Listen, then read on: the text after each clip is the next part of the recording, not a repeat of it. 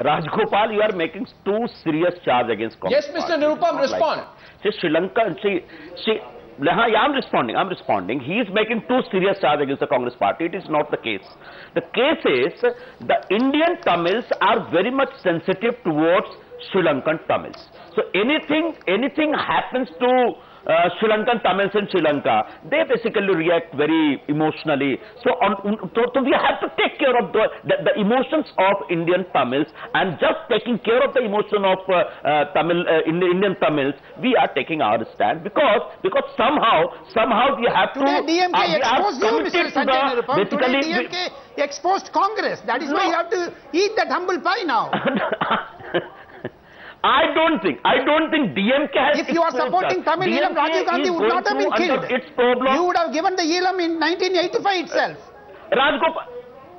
Congress lost its ground in Tamil Nadu because of your vacillating policies. Rajgopal, these are very different issues. We can discuss it somewhere later. But what I mean to say, that government is very much stable. One, it is going to survive. Two, and third,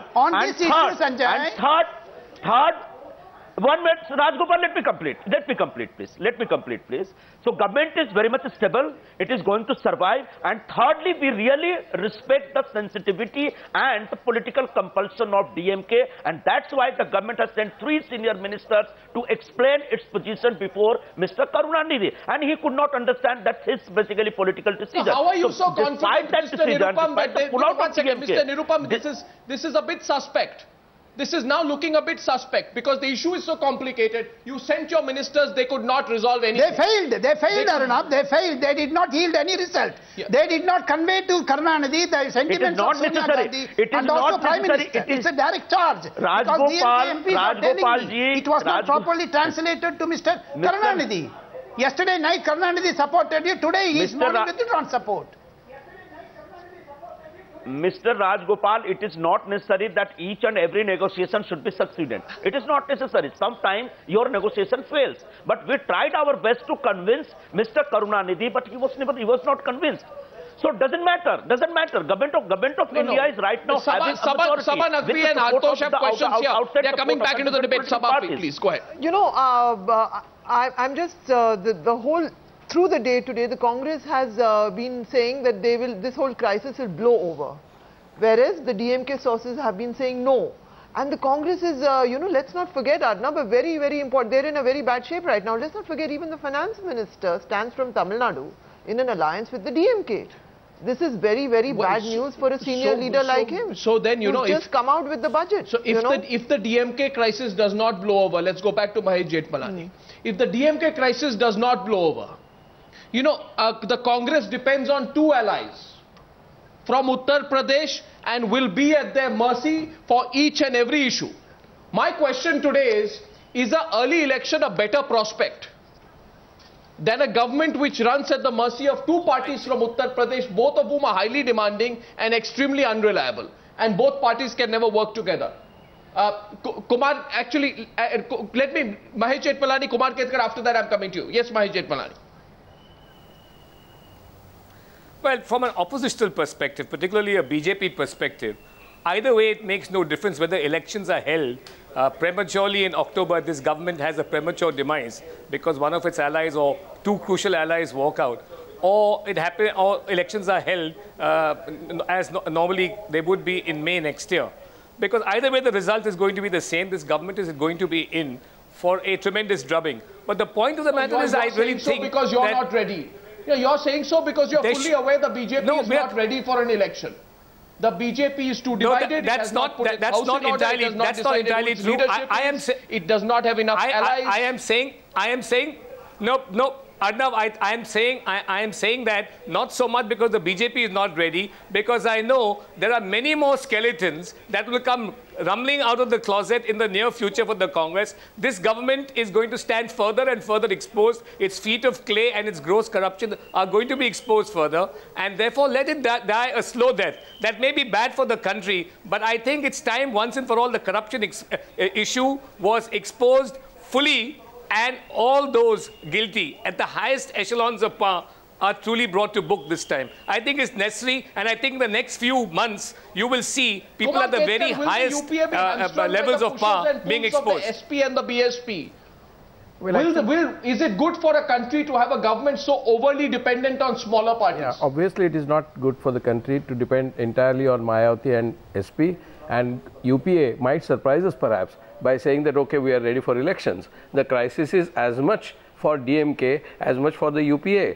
DMK wants to settle its house in order, also fight against Jayalalitha. So they are pretending as if they represent the entire Tamil population and want to play the Tamil identity card. I think this strategy of withdrawing ministers has been done before by Jayalalitha when NDA-1 was in power. So I think this is an old strategy, and that strategy is being worked out by Karunanidhi. I don't think he will come back because his credibility will be actually extremely damaged if he withdraws from his current position. He will stay the course and create crisis for the UPA. Whether UPA falls immediately and calls for election is another matter. So what for DMK to come back to support UPA directly or indirectly, outside or inside, is going to definitely cause a big damage to DMK's prestige. They will not do it. Most likely they will not do it. And if they do it, they will be fighting against Jayalalitha on a weaker ground.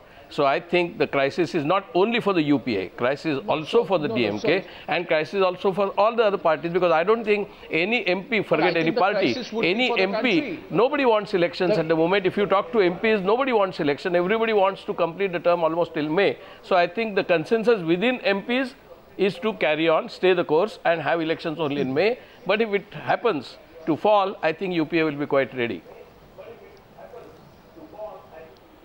Sure, but what happens to governance? What happens to governance if a government survives with such numbers? Swapan Dasgupta, what happens to governance? If you have to the two UP parties you are supported by, besides of course Lalu Prasad Yadav, the JDS, Deve Gowda and Lalu Prasad Yadav aren't really the kind of allies that you'd be looking for to run a successful government. What happens to governance, Swapan Dasgupta? Yeah, you see, Arnab, I think what is very, very crucial at this moment is that two of the main subsidiary pillars on which the government rests, that is the Samajwadi Party and the Bahujan Samaj Party, hate each other. They loathe each other, and it's also almost predetermined that both of them are going to fight the elections, the Lok Sabha elections, independently without any alliance or understanding with the Congress, or so it would seem at this point. Of course, people can change anything. Now, given such a situation, I think we are going to be faced in a position where the government is on tenterhooks almost on a daily basis.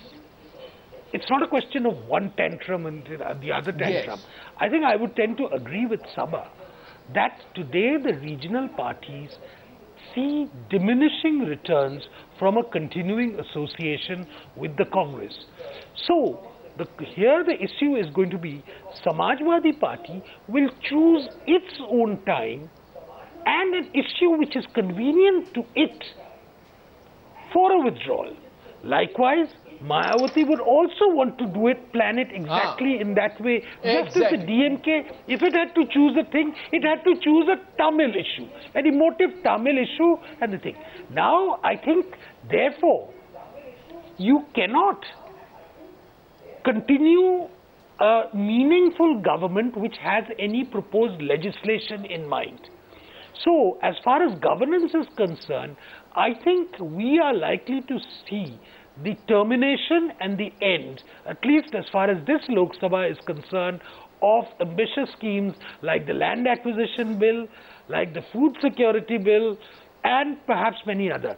Because of the need to somehow avert elections for the moment, the budget will get through, but the follow-up, the fiscal discipline which was accompanied, which was a part of the budget, the economic commitments which were given, all of them are going to go out. But then we are coming to a different point.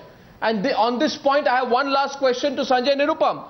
That Mr. Nirupam, everybody on the panel seems to agree that one by one your allies will leave you. It is not a question of whether they leave you. It is a question of how they leave you, the issue they find to leave you. Because in the next general election, regional parties want to go it alone. They don't want to be seen to be tying up with the UPA or with the Congress party. The DMK is first, maybe the others will follow. Do you agree with that assessment, Sanjay Nirupam? Then I take it to the panel.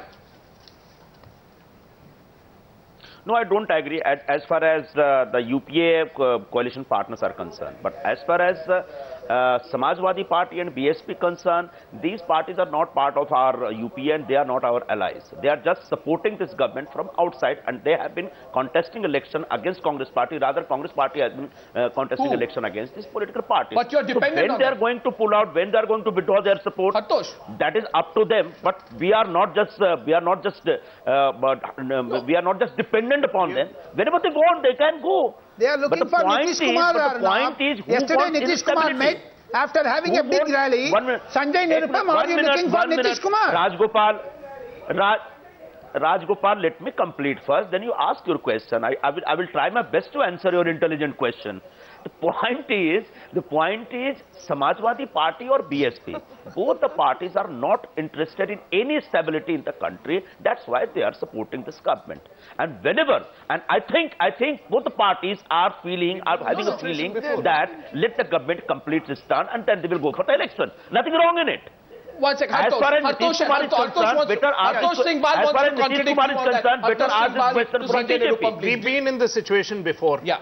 The left withdrew support. Yes. The BSP at the moment is not interested in early elections, I think, as much as the Samajwadi Party will be. The Samajwadi Party will extract its pound of flesh day by day. The Congress regretted the last year in power of UPA 1. It will regret every day it survives from now on in UPA 2. Why? Because that is what will happen with the Samajwadi Party again. The Samajwadi Party will play hardball. It will have absurd demands. It will want its pounds of flesh. In return, the Congress will get nothing but survival. And every day it survives this government, it will lose popular support in each part of the country. I don't think that's a pretty ominous prediction here.